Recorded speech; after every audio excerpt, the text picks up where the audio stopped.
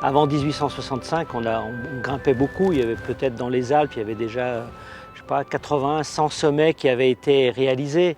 1865, c'est une date qui est marquante parce que c'est une année absolument flamboyante au cours de laquelle il y a eu 81 premières ascensions sur l'ensemble des Alpes et avec quelques sommets majeurs.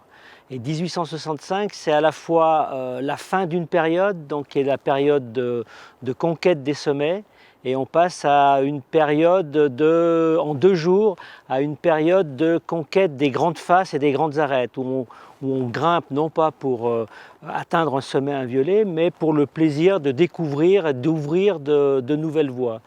Et surtout, 1865, c'est l'année qui a été marquée par le premier très grave accident en haute montagne, le Cervin. Donc on peut dire que c'est presque la fin d'un alpinisme insouciant. Et c'est aussi le lendemain, comme par hasard, l'ouverture d'une grande voie dans le massif du Mont Blanc, qui lui était déjà vaincu depuis presque 100 ans, une grande voie à l'envers du Mont Blanc, extrêmement difficile, qui marque le début d'un alpinisme plus sportif.